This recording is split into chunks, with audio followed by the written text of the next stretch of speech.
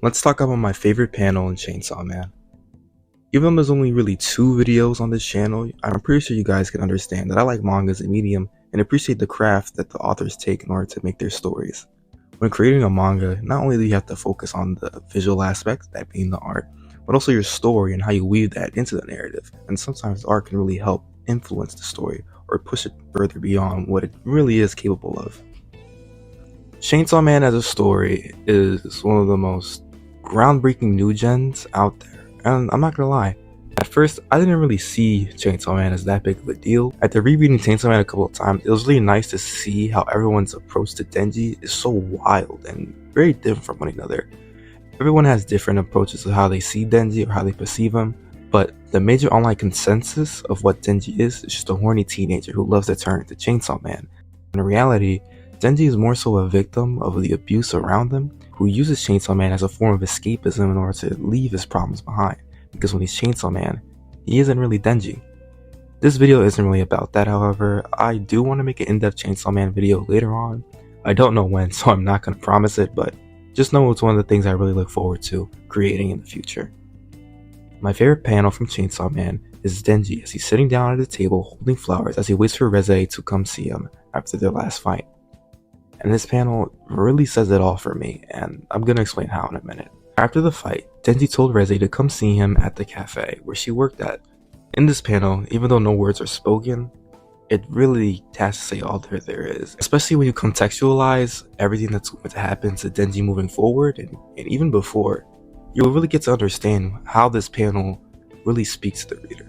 And when I say that these are my favorite panels, I mean so very literally. I'm speaking as to why these panels mean so much to me and why I see them as the magnum opus of the series. Even though Chainsaw Man isn't finished, and maybe there'll be a panel that will take it over in my mind, I don't really see myself enjoying another panel or resonating with another panel as much as Denji holding the flowers here. So let's talk about Denji just for a little bit. What I'm about to say right now isn't really based on any research. I haven't done any research. This video is very off script and just something that I want to put out there in a series that I want to make where I talk about my favorite mangas and how one panel can really speak to the audience very well. So I'm just gonna speak from what I remember from the story and how it impacts me as a reader. We see Denji struggle heavily with self-worth and self-respect a lot. Since the very beginning of the series, Denji is labeled as a dog, even before merging with Pochita. And even though Pochita is a dog, we can see how Denji struggles to even identify himself as a human shortly after receiving Pochita's heart. He starts to wonder if he's really human. He starts to wonder if he's losing emotions. When in reality, what we really see from Denji is a teenager who doesn't really know what he wants in life and sets up superficial goals like sex or intimacy as the end-all be-all to his life. When after receiving those actions from Makima and given power, it shows that those things are really empty goals to begin with in the first place. And so he reaches his goal when he says that he just wants to live a better life in general. When he wants to live a life that Pochita dreamed of. But as we see later in Chainsaw Man Part 2, it isn't really something that he can live, or it's something harder that he has to work for. Denji is a victim of abuse, male abuse, something that's not really touched upon on media as much as you might think. Male abuse has a pattern of not being recognized very well in media or being played up just for laughs. And the internet's conception of how Denji is the victim of abuse really shows the lack of seriousness around the whole topic in general. When you go online, you see people say, Denji's just a horny teenager, he's so funny, this, that, and the third. You don't really see people talk about how Denji was traumatized by the people around his life. From the very beginning, Denji has always been objectified. Before Denji acquired Pochita's heart, he was basically a lapdog for the Yakuza and had to kill devils just to survive, because if he didn't, he'd be killed because of the substantial amount of debt that his father owed. And even after receiving Pochita's heart, he still has to answer to someone, and that someone becomes Makima. The creator Tatsuki Fujimoto has stated that Makima is supposed to resemble an abusive mother-like relationship between Denji and her, and it shows quite well. But when we talk about trauma and the abuse that has been put onto him by others, people really only put Makima up there, but we have yet to really talk about everyone else around them. The whole system, the devil hunters in general, put this system to where their workers are literally seen as cannon fodder, people die, it's normalized, and it's expected of you to die out there in the field.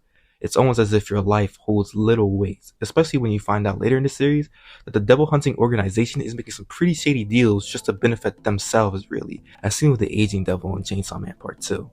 We even see these in the interactions that Denji has with the woman in his life, more specifically the woman who tried to use him or kill him for their own self-goals. And this is where I want to tackle upon Reze. I don't really want to talk about Makima's in this video, but since she's so integral to the abuse that Denji has suffered, I feel like it's important to just mention her and some of the things that she has done. But for now, let's talk about Reze. Denji and Reze are essentially two sides of the same coin. Her and Denji have not went to the same school, and all the stuff that she does know or acts like she does know is simply because she's a spy, and she's using that to get closer to Denji just so he can steal Pochita's heart. And then he says this line, which I'm going to put up here, where he says that the women in his life are only out to get him for his heart.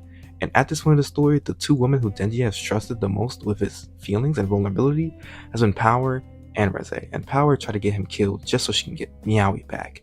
And now Reze, he has offered him his heart. Not Pochita's heart, obviously, but his emotions, his feelings. And Reze has met him with the urge to kill him just because she has something that he wants. And it's at this point that Denji sees himself more as an object, and really everyone already does. Everyone has already objectified Denji as a person. They only see him as Chainsaw Man, or that he is the Chainsaw Devil. It's kind of crazy when you think about it, how when Denji wants to create normal human connections with others, he's just being treated as an object or a means to an end. And especially when people are trying to kill him 24/7. It puts Denji in this place where he doesn't really know who he is as a person and really lacks that self-respect and self-identity to see that he is much more than just Chainsaw Man. And that is something that still even lingers on in his personality to the very last chapter of Chainsaw Man Part 2. Denji realizing that Reze is only after him because of Pochita's heart Denji realizing that Reze was really only after him because he had Pochita's heart, broke him apart and made him feel genuinely worthless. And even though she did only want him for his heart, Denji realized how when she taught him how to swim, she genuinely made an effort to try to get to know him and actually kind of began to develop feelings for him. Because at the end of the day, these two have barely experienced life as it is, being weapons instrumentalized by their respective organizations. Now, why do I love this panel so much? What does this panel of Denji sitting down, holding flowers, have to do with me, the reader? Well, it shows that Denji is just waiting for someone to give him love. True love. Not even in a romantic or intimate way, but healthy love. Something that Reze could have probably provided with him, be it if they ran away together like they were supposed to. And Denji waiting there holding the flowers signifies how he was truly waiting for her to come and give him the love that he needed. And maybe Denji was ready to give her the love that she needed just as much as he did. This panel is more than just Denji sitting down and holding flowers. This panel is Denji, a boy who has been suffering through so much abuse, so much pain, so much trauma, letting himself be vulnerable for love to enter his heart. And Denji, at this point, doesn't even know he's able to accept that. Yet he does. He sits there holding his flowers, waiting for Reze to come. Unfortunately, due to Makima's actions, she never did. Even in Chainsaw Man Part 2, we see how much he cared about Reze because he even see or acknowledge the bomb collar on her neck when he thinks about flashbacks to her. And even during those panels where he sees the people who he cared about, Reze is one that showed up, not Makima. So you can tell that Denji still harbors feelings towards her, and probably still loves her. This panel means a lot to me, because not only can it show how people who have been through trauma and abuse are able to open up their hearts to more people, but also shows Denji's character. A boy who has been through so much, yet at the end of the day still strives towards his goal of accepting love. And that's why I think that this is the best panel in Chainsaw Man.